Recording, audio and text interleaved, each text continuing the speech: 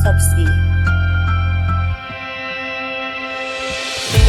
Metanan dihasilkan dari pembusukan limbah organik di tempat pembuangan sampah atau landfill, bahkan dapat dikeluarkan oleh hewan-hewan tertentu karena sakit sebagai hasil dari pencernaan.